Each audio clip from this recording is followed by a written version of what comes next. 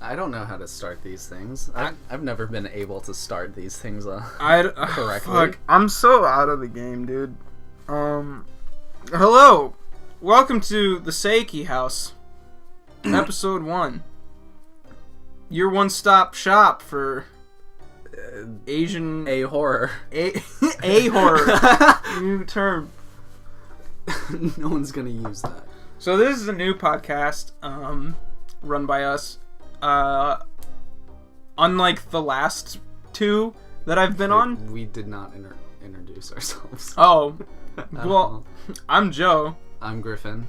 And unlike the last two podcasts that Joe has been on, Pretentious Freaks and Uncultured Swine, we've limited ourselves greatly to only Asian-produced and directed horror films,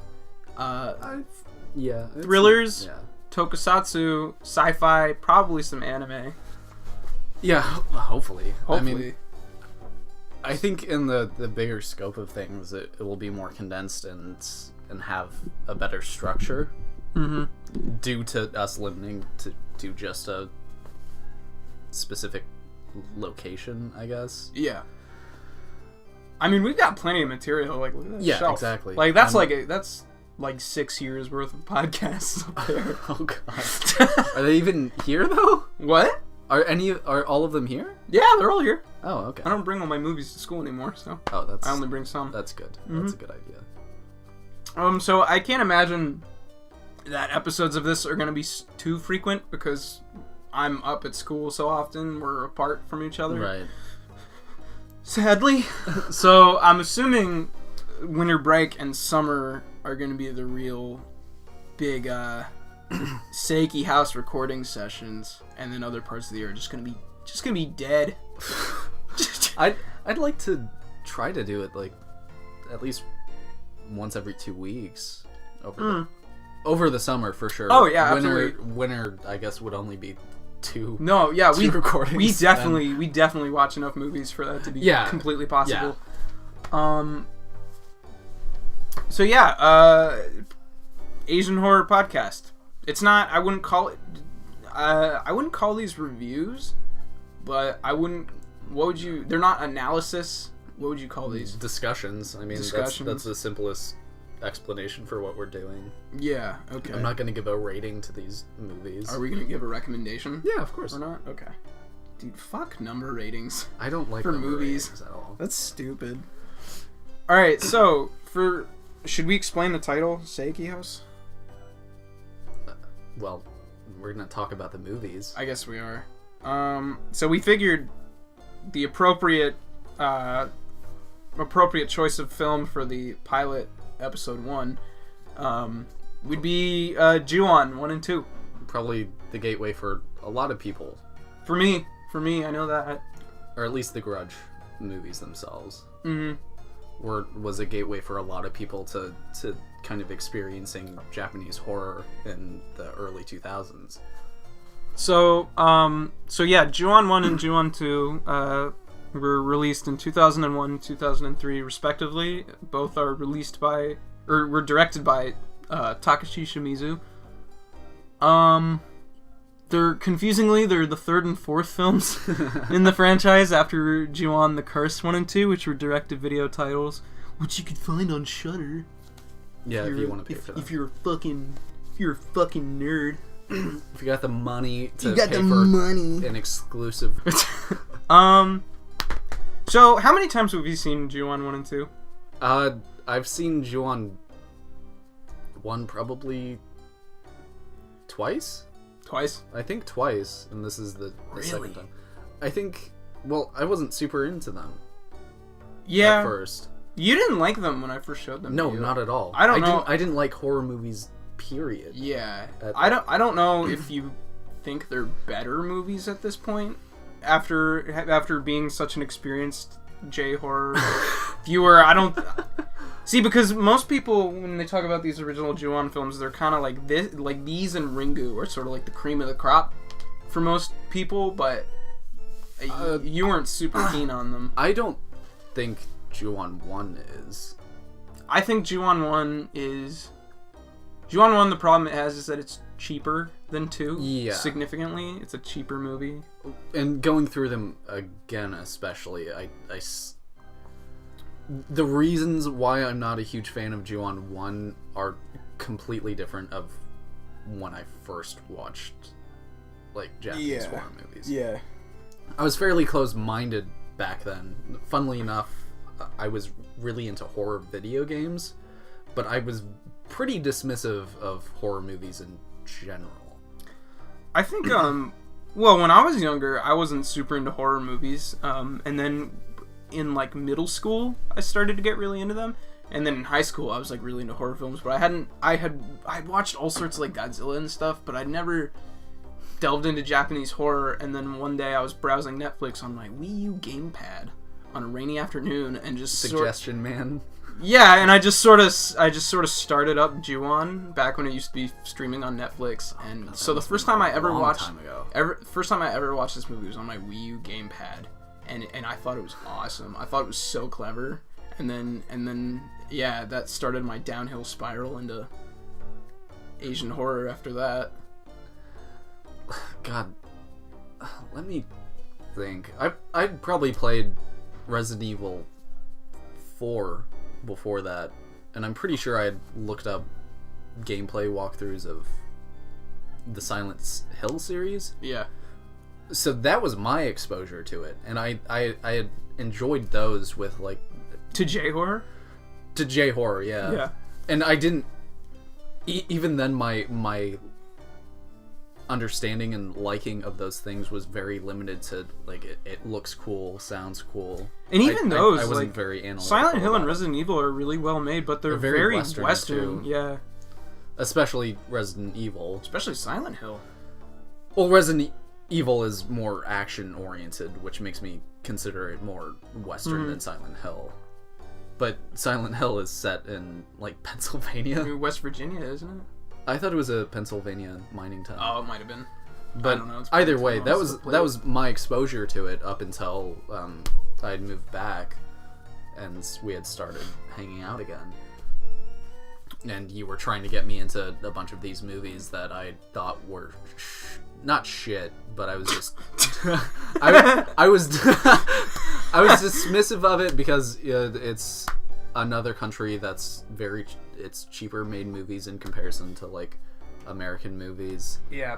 And also my knowledge of live action Japanese movies were pretty much the very theatric type. The kind of cheesy type. Godzilla type. Yeah. Like, that was my knowledge of Japanese cinema. That's like all you'd seen. Yeah, and, like, absolutely. and to be fair, that's all I had seen up until this point, really. I think, yeah, like, I grew up on tokusatsu films, but I got into J-horror before I even got into, like, Kurosawa and Ozu and, like, the Japanese film, quote unquote. Tetsuo. Yeah. Oh, fuck yeah, dude. Hell yeah. And yeah, and J-horror was, like, opened, like, this whole new door to, like, to watching more genres of Japanese film, especially to me, not just horror, but yeah. So I have a soft spot for these movies because I think, like a lot of other people, I think these were the first authentic Japanese horror films that I ever saw. It most certainly was for me as well. Yeah, and it helps too to have seen these before having seen the American remakes, because I was aware of The Grudge when those movies were coming out, but I was a little kid. Like, we were in first grade when the first Grudge movie came out. Yeah, and I remember I'd probably seen the trailer on some other movie I'd watched with my parents, and it scared the living shit I remember the poster for that movie was everywhere when it was coming out, and it made me so uncomfortable with the eye and the hair. It's such a great poster. Yeah, it's a great poster. But I never saw them, and then I saw the Ju-on films and watched The Grudge later, and it's like you see that influence, that I get why these were so popular back in the early 2000s. Why the J-horror boom was a thing. Yeah, because they're fucking cool. It was a completely different type of movie. Yeah. For, like, Western audiences. What around that time it was Scream. Slasher movies were predominantly the horror genre slasher that movies was were popular. Slasher movies were big in the 80s, and then there was, I want to say there was like a lull in horror in the 90s when there wasn't anything new coming out. No, I don't think there was anything. And then all of a sudden Ringu burst onto the scene in 1998, and like a bunch of American filmmakers saw that movie, and then it got remade here, and it was huge. Was The Ring the first one? Yeah. To spur this on? Yeah. The Grudge came later, and then the first Grudge movie made a ton of money. It made its budget back like 18 times or something like that. And they're relatively cheap. Well, yeah, but still, I mean, that's huge. Yeah, for a remake, too. Mm-hmm. But back then, God. For a movie that had the balls to keep itself, an American remake that had the balls to keep itself placed in Japan, Yeah, with the original director at the that helm, that Takashi is incredibly Shimizu. unique. Yeah. Imagine if the first One Missed Call movie in America had been the directed same- by Takashi Miike? Yeah. Yeah, that would have been pretty wild. That would have been good. Most of the American remakes of J-horror films are shit. But Yeah, absolutely. The Ring definitely The Ring's works. amazing. The Ring is awesome. I can't really think of any ones I that like I like the Grudge. I like the Grudge too more than the first one, but only because it's all new material. Yeah. I like ideas of The Grudge, too. Sequences. But this is Ju-on. Yeah, this is Ju-on 1 and 2. Yeah. Technically the start of Yeah. of this big boom in Japanese horror. So, how would you describe Ju-on without spoiling it? I mean, we'll get into spoilers anyway. Right, yeah. But, I mean, we have to. so, Ju-on is about a family, the Saeki family, they're all dead. The husband went crazy, murdered the mother Kayako and the son Toshio, and then so the house is empty after that. But the house is cursed by the hateful ghosts that were left behind, hence the Saeki House. Haha. Funny. And anybody who walks into the house or steps onto the property is cursed by the vengeful ghost of Kayako, and you can't get rid of this curse. It will kill you. It will kill anybody you love. And the movies are unique because they're non-linear. They're told out of order in certain sequences depending on which character it's following. And I think that's where Ju-on's originality comes from. Is because, like, I mean, the ghost latching onto the person and haunting them has always been around. Right. But when you tell it out of order and turn it into sort of where the ghost is sort of a disease, like that's pretty new. It is new, and I think the non-linear storytelling also goes with the curse itself. Yeah. It doesn't really matter. Yeah, it doesn't care. I think. Well, I remember I sent you an excerpt from a book I had gotten from my school's library about talking about Ju-on and how it relates to this Japanese context of identity, and how it's about how when death happens to everybody, Right. and so like you can't escape it. It's an inevitable part of life, and then in these movies, these characters are being attacked by this hateful, vengeful spirit, and suddenly it doesn't matter who you are, because now you're just a target, and your identity is removed, and the only thing you're promised is a personal death in these films. And I think that's the scary concept, is that once you step onto, you put yourself into the shoes of these characters, and that's you step onto the property of the Saeki home, and then all of a sudden it's you're dead. You're dead from the moment you step onto the house property. Right, and I think something special about it too is this is probably some of the least offending characters in a horror They're movie. so innocent. They haven't done anything. They don't deserve to be treated this way. Yeah. It's so sad to watch, because it's they step onto the house, and then immediately it's they're not gonna make it to the end of the movie. Even if they aren't main characters. Yeah, you're just they're side gonna die off screen. It doesn't matter who you are. It's the spirit is so hateful, it just doesn't care. And I think, like, whether or not the movie itself you find scary, I think that's a scary concept to think about. Yeah. I mean, I think it also kind of speaks to being alive as well. Yeah. Bad things kind of just happen. Mm-hmm. Whether you do something or not, like, they'll happen. Yeah, because it's like, you might not always... like, disasters happen. Yeah, exactly. And you might not always relate to it, even when it kills you. It might still be impersonal, and that's shitty. That's so shitty to die an impersonal death at the hands of something that you maybe could have prevented. Yeah. But in these movies, it shows that disasters can't be prevented sometimes. People just die. Because you think about it, and it's like all these characters, they all die at the ends of these movies, but it's like they could have prevented everything by just not walking into the house. It's something incredibly innocent about that. Yeah, these people are like literally just wandering into like a nightmare without even knowing it, and that's so upsetting. Yeah, and especially considering you can get angry at the characters in The Ring or Ringu, where it's just like, they know what they're doing. Yeah, it's an urban legend. Yeah. And, you know, granted, they know in these Ju-on films, like, after the first movie at least, that, oh, this house is notorious for being spooky. Like, there's apparently spirits here. But it's like, it's not something that everybody knows about, obviously, because in the first film, they sell the house to a couple that moves into it, and then they get killed. And it's like, it's just nobody knew about this. Nobody knew it was gonna happen, and that's so sad to me. That people just walk into this. Right. Yeah.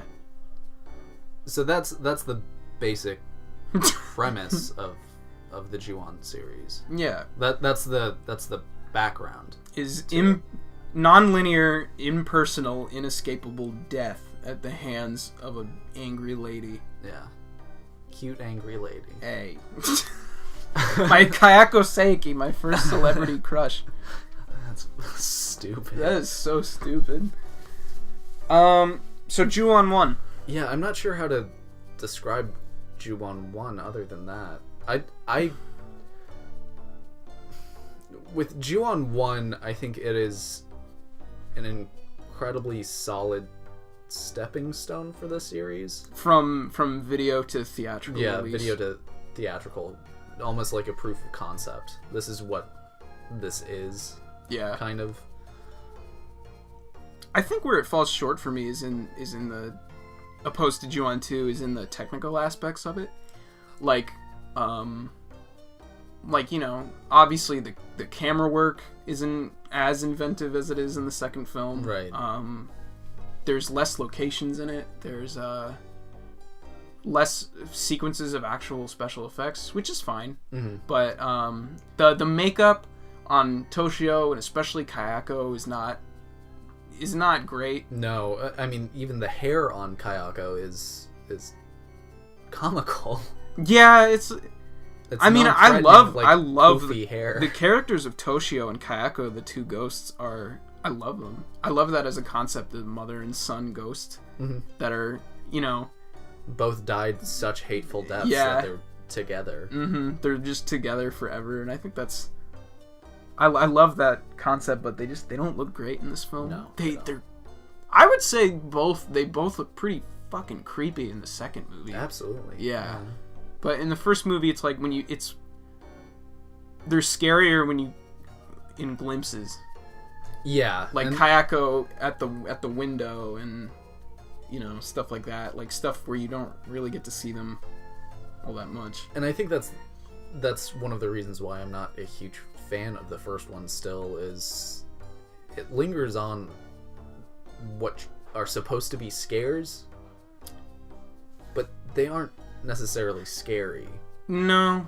I think there's definitely I mean, if you watch this movie in the dark by yourself for the first time, I can definitely see getting creeped out. Mm-hmm. There's moments that I think are pretty creepy, like Kayako crawling down the stairs at the end of the film. Right. Or the scene where Rika wakes up in bed and Kayako's like leaning over her and just like staring at her. Like stuff like that is fairly effective when you're not watching this, with your friend in the middle of the day. Yeah. I mean, like, you can partly blame us for watching it in the environments that we have these past several times we've seen these movies, but I mean, yeah, the first film is certainly not as effective as the second. And I think another reason why I personally I'm not really a huge fan of this one is that I like a story in movies. Yeah. I'm not so much of, like, I'm not sure how to describe it. Like a David Lynch movie where it's cryptic. I wouldn't call it... they're not cryptic in that they're full of, like, symbolism, blatant symbolism that isn't explained. I think the thing about these movies is that it's a puzzle that you have. It's unconventional storytelling. Yeah. And I think in Ju-on 1, it might be to a fault. There's no connecting pieces. Well, there's things like time is a little bit confusing in it. When you're watching these movies, you're sort of like a detective, and you're trying to piece together what you're being shown, and you're trying to put it in order in your head because it's out of order. And I think that's what's fun about these movies is as you're watching them, when you're like piecing it together, and you're like, oh, that's how that fits into this, and it's like, oh, that's a reference to that happens later in the movie, and it's like that's cool. But yeah, Ju-on 1 I think stumbles a little bit, especially with with how it treats time. Right, yeah, with the detective and the ex-detective and his daughter. It's a very interesting thing to bring up, but I don't think they really execute it well until 2. I mean, even 1, Ju-on the Curse, the original video title, I mean, even that did it safer by it all kind of takes place under, I want to say, like, it's been a while since I've seen it, but I want to say The Curse takes place over the course of, like, maybe a week, not even. But these theatrical films stretch it out over longer periods of time, and so it's harder to keep consistency going. But, I mean, in a lot of ways, they're more clever. They do a lot of stuff with, like, how... first, the scare sequences themselves are a bit more creative in the theatrical versions, Ju-on 1 and 2. Yeah, absolutely. And then I really like how characters affect each other in these movies, more so in 2. Yeah. But, I mean, like, one thing a character says or does to another will cause another character to go into the house, and then they're dragged into it, and so that's fun. Yeah, I think with Ju-on 1, it kind of speaks more to what the curse is, with how the characters are connected. Mm-hmm. The characters aren't necessarily connected directly in Ju-on 1. It's more kind of meeting each other at points and not really having direct involvement, but they're all caught up into this curse that doesn't really care. It's the people who the couple and the old woman who move into the Saeki home, and then Rika is the caretaker, and then Rika is sort of the catalyst that drags everybody else into it. But I think what was I about to say? Fuck. Yeah, I think just Ju-on 2 does it a bit more interesting with like the TV show and there's far more meaning, more reason. Yeah, more reason. But with Ju-on 1, there's less reason to the connections. Yeah. Which kind of speaks to the curse itself, where it doesn't really care. And I think that's as long as you go to the house. I think that's entirely subjective too. Like you can make an argument for how less connections serves the story better, because that's what the curse is. That's what I'm saying. Thing. So that's entirely subjective, but I do agree with you there. I think 2 makes a more compelling story with its connections. Yeah, exactly. Off topic. I mean, one thing that I don't like so much about Ju-on 1 is you see a little too much of Takeo The ghost of the father. Yeah, that I like it earlier on in the movie when the husband is possessed by him, and they don't tell you that. You just kind of have to figure it out. And then Takeo shows up at the end of the movie, and you're just kind of like, eh. I like that. I like the idea of that Takeo is a ghost, but he's without like a physical form. That's what I like. I like that as well, because I think they do that in the Grudge movies, don't they? Or in the Curse. I think they do that in the Curse. Well, Takeo's alive. Takeo's alive, and no, Takeo's ghost isn't. He kills the main character at the end of the Grudge too. Oh, he snaps her neck. Yeah, I completely agree with you, because I don't think Takeo is that interesting of a spirit. Well, because Takeo was crazy and I want to say abusive. He murdered his wife. I think that I think that counts as abuse. He was probably abusive before that too. It's safe to assume. Yeah. And I think I don't know, it's almost like if he's a part of the trio of ghosts, all of a sudden it's like it makes him seem like they're all complicit. But when he has less of a presence, it's like, because Kayako's ghost killed him. Yeah, exactly. So he's a result of the hateful spirits. So and no other ghosts. Yeah, so he's more of like a side effect than he's more of a side effect of the curse than actually part of it. Right. Yeah. So because he was the first victim, technically. Yeah, he is. And making him part of this vengeful spirit doesn't really work either. Yeah, he's only at the house because he lived there. Yeah. He's the one that killed them. Yeah. He shouldn't be a vengeful spirit. Yeah. Because he's the murderer. Mm-hmm. So, I mean, it makes sense that he's there because, I mean, when you're killed by a vengeful spirit, you become a hateful spirit. You become a curse yourself. But, yeah, I think... But he was hateful in life, too, which I think is... Yeah. The problem. But, I mean, granted, he's not really in the movie that much. Yeah, he bookends it. Yeah, again, he's more of like a stepping stone to being killed by the real vengeful spirits. Mm-hmm. Like, even the husband who's possessed by him earlier on in the movie is killed by Kayako eventually in the attic. Yeah, and he didn't actually kill anyone either. Nope.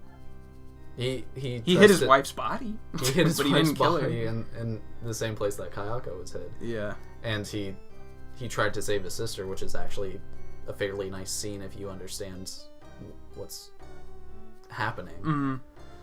Having some control over yourself during these final moments of being taken over by this evil man. Yeah. And I think that's like... I think that's another thing I really like about Ju-on is that these spirits are...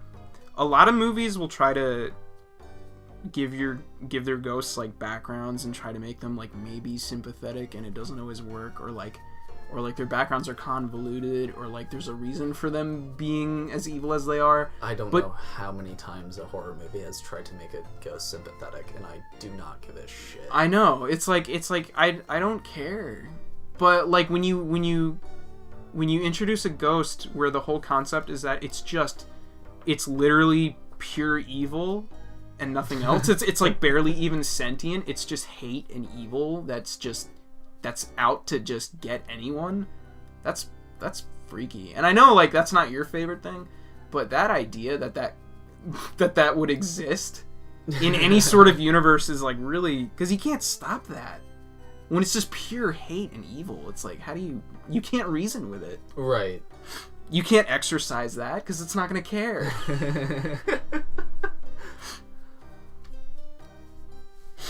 Yeah, it's a really interesting idea. And you're right, it isn't necessarily my favorite one, because I do like purpose behind something. Yeah. And, well, what it is like, it's stripping the concept of a vengeful spirit in a movie down to its basic parts, and then using that as a medium to come up with really crazy, like, Junji Ito scenarios, right, and deaths, and And that's what it is. It's like these movies are like a weird little like playground. It's like Shimizu wrote down a bunch of ideas of scenarios of people being murdered by ghosts, and then intertwined it into a story. And that's what it is. You're just you're here to watch these people get killed. Yeah, sadly, it's almost like a slasher movie in that type of way. Like you're not hoping that people survive, really. It's like it's a slasher movie with more implication. Yeah, it's much smarter than it's smarter. It's more subtle. It's not in your face. There's no gore, really. It's more creative as well. It's way more creative. But it takes that same premise of you're in it for the deaths. You're in it for the kills. You know what's going to happen at the end because you know the genre and you know the type of movie. You want to see the deaths. And I think Ju-on is especially such a good starting point for J-horror films because it really pushes that, I want to say, nihilism that is exhibited in a lot of these Japanese horror films. People don't usually survive these. No, they don't. Even if films have more of like a background to their ghosts or more of like a reason for these things to be happening, it's like more often than not in Japanese horror films, it's nothing. Like things are usually worse off by the end. It's kind of with Ringu, which I'm sure we'll talk about. Yeah, eventually. And The Ring, the implication at the end of those are pretty horrifying. Yeah, and Pulse's ending is you. A lot of these films end with the idea that you can't stop what's happening and that you can't overcome this. And I don't know what I would love to research that more because I don't know what that says about. That's got to be a cultural thing. Probably the Japanese workforce. I would love to research the individual reasons of why these films have such a sadder edge to them. Yeah, it's something that is definitely absent in a Western culture. Yeah, where every Western horror film has like a hokey, happy ending usually, where the family's hugging at the end. They're like, yeah, we got rid of it. Even with like European movies taken over to the States, they try to. There are famous cases where they have to redo the ending. Yeah, because the American audiences had a poor opinion of it, and the Japanese apparently don't care. They're more interested in the idea that things can't be stopped. Mm-hmm. Like suffering continues to happen. Because that's scary. Yeah, it's really horrifying. Scary that you can't stop suffering and death. That's because it's true. It's always gonna happen. Yeah. So I think there's beyond a cultural reasoning behind why a horror movie would be written that way, but that's more realistic. Yeah, it absolutely is. That a force from beyond the grave would be too powerful for you to stop? There's so much realism to that to me. Yeah, there definitely is a realism to that. And I think that also speaks to our personalities as well. I think we're far more realist. Maybe. What, you and me personally? I think we're far more realist. We don't have rose-tinted goggles. No. Maybe cynical, if you want to use that word. Cynical. But whatever. I think that's what we hope to expect in movies, is to have a more realistic outcome at the end of it. Yeah. Because when I watch a horror movie, I want to think about something. Because when I watch a horror movie, I'm like more so than I want to be scared while watching it. I want to be scared after watching it. Yeah. I want to dwell on ideas that freak me out, and and I think a lot of Japanese horror films do that for me because they always have these endings that are like, they're depressing. It's not the ending that you would exactly hope for these characters, and I think that gives you something to dwell on. Like, because if I were in that situation, I wouldn't make it out alive. No. That would be the end of the story for me. I would fucking die. Yeah, absolutely. That's scary. And I think I shouldn't say that I want I want a sad ending every time. I want a realistic ending to the type of movie that it is. Yeah. Like, it has to fit. Mm-hmm. And in most cases in horror movies, a happy ending doesn't really fit. Mama! Oh, God. Mama 2? Mama 2? Is Mama 2 happening? Yeah. Thor 2? No. Should I link the Mama episode of Pretentious Freaks in the description so you can hear, people can hear what we have to say about that? Yeah. Alright. That was our last episode, wasn't it? Yep. Yeah. Mm-hmm. But I think, that's definitely my perception of horror movies in general. A happy ending usually isn't deserved. No, it always feels cheated to me. Yeah. I think the one time that I'm sad about a non-happy ending is probably Friday the 13th Part 2, where it starts with the main character of the first one getting fucking murdered. And it's just like, why? She doesn't deserve it. Or like Alien 3. Oh my god. Newton Hicks dying in the escape pod crash. Yeah, that's awful. Like, sometimes they need a break. Sometimes they deserve it. And the worst is at the end of a horror movie where the characters find a way to reason with the spirit and like change its mind or something. That no, fuck off. What is the worst offender of that? I think Mama. Mama is. I like really Mama. bad. Mama is a good movie until the end. I hate the ending of it. There's got to be some other that I'm not. Oh yeah, I'm just nothing's coming to mind. But point is, Ju-on is a really good stepping stone into Japanese horror because it is the one of the most. If from the start your expectations are these people will die, there is no way to stop this. These are forces beyond what you understand that can bend fucking time and space to get you. You immediately feel like an unseen and evil and all-powerful thing is in the house right at the start of the movie. Yeah. It doesn't set up this thing can be beaten, which is another thing that happens in a lot of horror Yeah, movies. they even do that in the American remakes in the Grudge movies. They're like, "Oh, I know how to beat it now." Yeah, they and do. granted, by the end of the films, they never do. But that idea is never brought up in these not movies. At all. Nobody ever in Ju-on, nobody ever says, "Oh, I know how to beat it now." It's just, "I'm gonna die." Yeah, there's no attempt to get an exorcist or something cheesy like No, that. nothing. And I think that's fantastic. Yeah. And I think it's cool because when you really start to sit down and you think about the concept of Kayako, and it's like you're watching these movies non-linearly because that's how Kayako experiences it. Because Kayako is a ghost. She exists on like a different plane where time isn't a thing. And so it's like everything...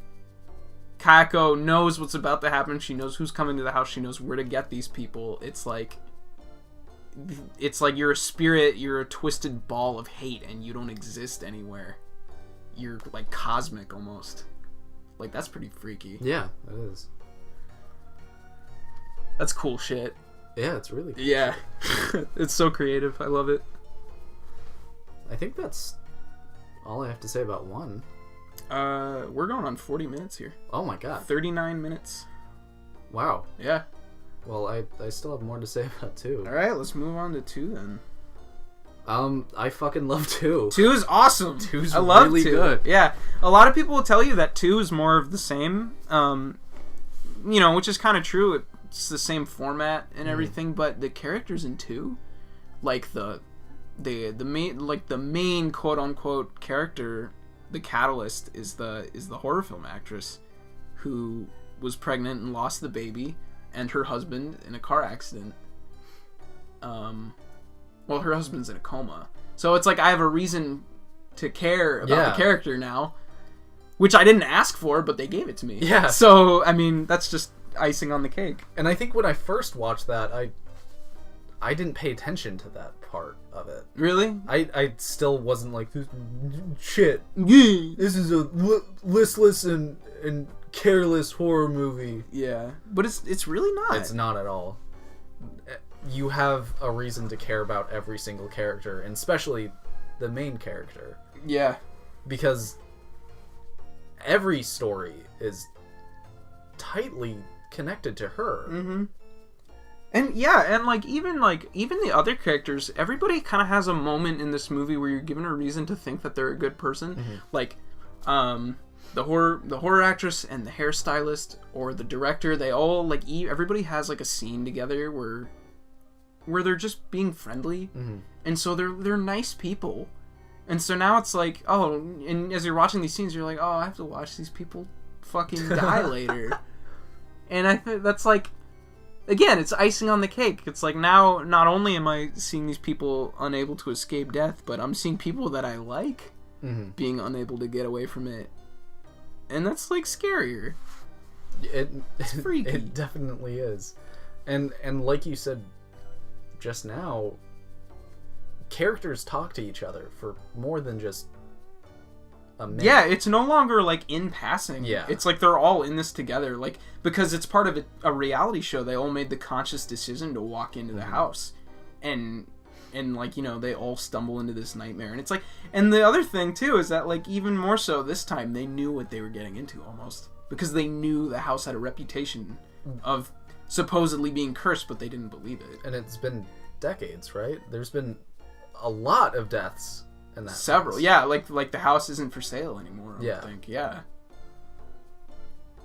So there's definitely more of a reason for Kayako to kill these people. I know, yeah.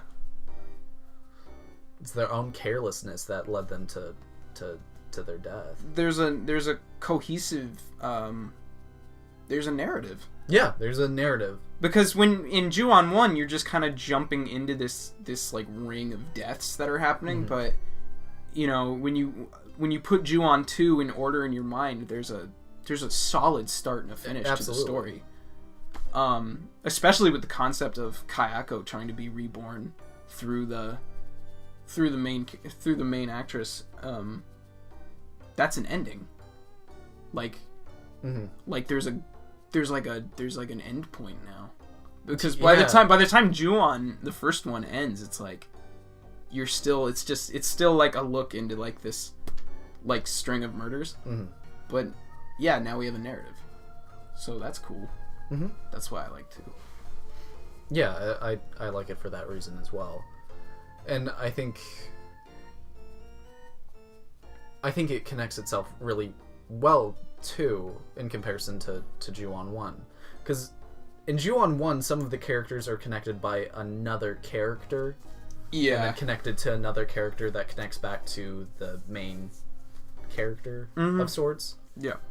Which, like you said, it's a ring of murders.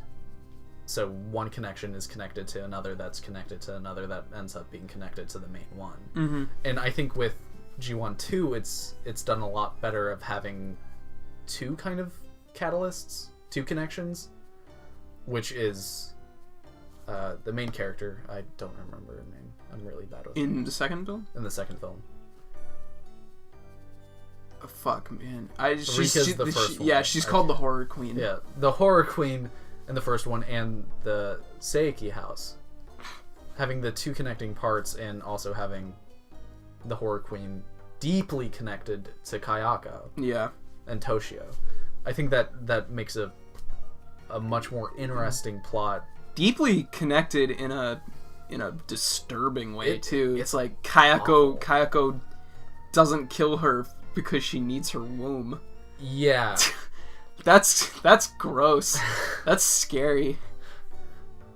Like if I were a lady, I'd be so creeped out. Yeah. So that's one of the reasons why I prefer 2 so much better. So much more is that connecting narrative, an actual plot, a beginning and an end to a story. Yeah. But there are other reasons why I like this movie so much. Technically? Technically, absolutely. I think they find more interesting ways to use the camera in this one, especially for scares. Oh my god, yeah. The effects are better. The makeup is certainly better. Kayako's creepy looking in this one. Yeah. Even Toshio gives me goosebumps a little bit. Mm-hmm. Just his face just looks so much deader. It's yeah, it's certainly done much better in pretty much every single aspect. it's bloodier in a subtle way. Yeah, it's bloodier in the sense of childbirth. Yeah, because the bloodiest scene is the very end with the... And that's... Every scene with blood is almost intertwined with pregnancy, miscarriage, Yeah. and childbirth. And that's horrifying in itself. Mm-hmm. The very first scene that you see blood in is the car crash where she miscarries. And that's just horrifying. Really. Yeah. And what's interesting about that is that Kayako's not in that scene at all. No, it's like, but you find out later that was after, the car crash and the miscarriage is after she had visited the house. Mm-hmm. So it's like it was set. It's like a setup. That's fucked up. Like she's already in the room at that yeah, point. Kayako. She killed the baby and took its spot. Yeah, Kayako knew. And that's pretty horrifying. Yeah, that's really disturbing. I think Ju-on 2 is definitely a more hardcore. Oh yeah, and and it's even better when watching it. I think this is my third time watching it, and you said that you've watched it the sixth time. Correct? Many times. I usually try to watch this movie on Halloween. But we found new stuff. Yeah, new stuff, like subtle like appearances of ghosts in the background and shit, which were by far the scariest parts for me. Yeah, like just like weird images of Kayako appearing in windows in the background and stuff. It's like I never noticed that shit before, and I don't know how. Yeah, I'm getting goosebumps just thinking about the scene where she just appears in the background. And you can't really see her. There's no cues, there's no music cues or anything. It's just there, and it's like you either see it or you don't. And if you do, it's like, it's horrifying. The better for it. And I think I mean, Ju-on in general, I think that's what gives it rewatch value. Is because not only is it a puzzle, but there's, things like that you get to notice. Mm-hmm. You benefit, you understand it better the more times you see it and the more you think about it and the more you piece it together. And then on top of that, they throw in subtle shit like that that's new every time you watch it. It's cool. Yeah. I can't say that about many movies. No, you can't. Just seeing things out of the corner of your eye. Even, like, in real life.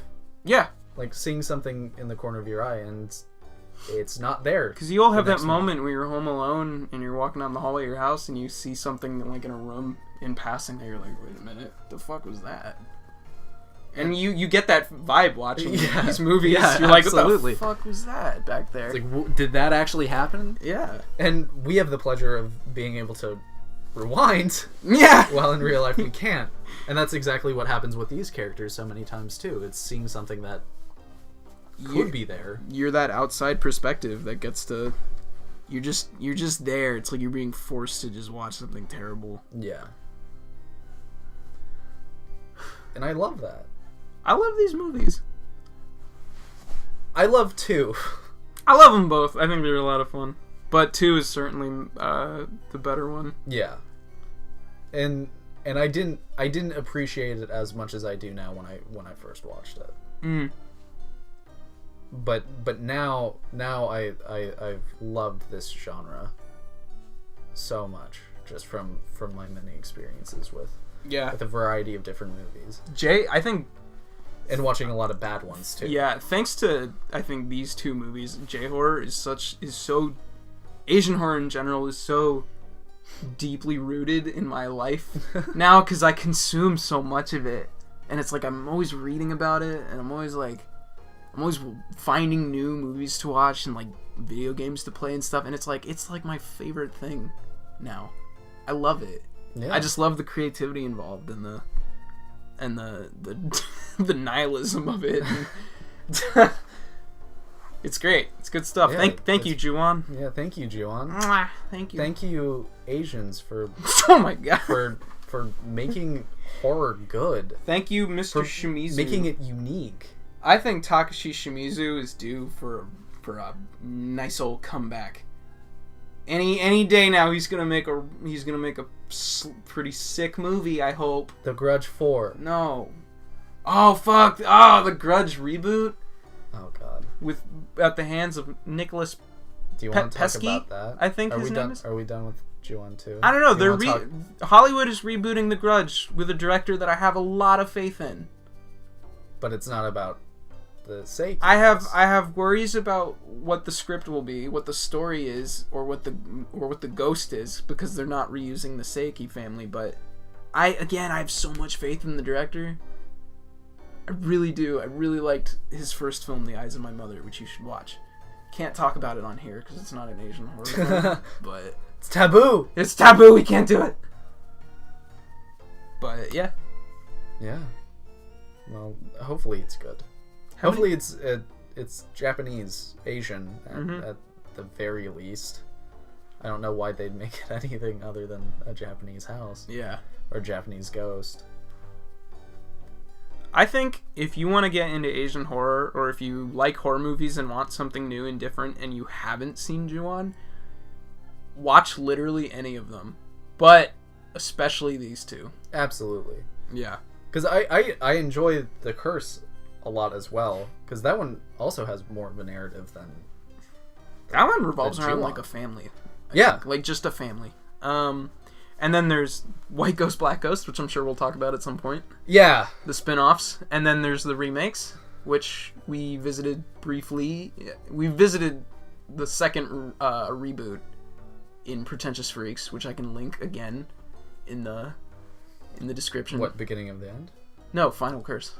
Oh, Final Curse. Oh, right. We did do Beginning of the End. Yeah, we did the later remakes of them. So I will link that in the description. Where I think we talk more about Ju-on as a series in that too. We didn't really explain that here. Really? We explained what the basis of Ju-on is, but didn't really talk about the series as a whole. But we do go into that a bit more in the Pretentious Freaks episode, I think. It's been a while since I've listened to it. Just how it's as a made franchise. Okay. Yeah. Like all the movies involved and stuff like that. So. Right. Yeah, I think we did, because at that point we had probably gone through all of them. Mm-hmm. You know, just trying to connect all of the pieces together of how it started and why it ended. So, yeah, glowing recommendations for both of these films. Mm-hmm. Especially the second one. Yeah, especially the second. Watch the first one first, though. But if you're into horror and you haven't watched an Asian horror movie yet, well, that's what this podcast is for. In for a fucking treat, because they're nothing like any Western horror movie that you've seen before. If you're a horror fan and you're bored, you have not seen an Asian horror film. Let me tell you. Alright, so yeah. I don't think we want to talk... I don't think we'll reveal whatever the next episode is, because, first of all, we don't know. Yeah. And second of all, even if we did, I think it would be a nice surprise to just not say and then just release it. Yeah, when you were opening up that statement, I was like, oh, you fucking know what we're going to watch next? No, I don't. I have no idea, but I'm sure we'll figure it out tonight, probably. Probably. But next episode should be out in May at some point, because I got to go back to school. And I think we should say that not all these movies will be good. No, that would be a Absolutely boring not. podcast if we only talked about good movies. And I'm sure we'll have guests on at some point. Yeah, hopefully. Hopefully, yeah. I don't know who the perfect guest would be, but... I don't either. Yeah. But I guess that's it. Yeah, I guess that's it for episode 1. We are clocking in at 54 minutes. Pretty good. I thought we were just going to be at 40 minutes. Yeah, Pretentious Freaks were a lot shorter.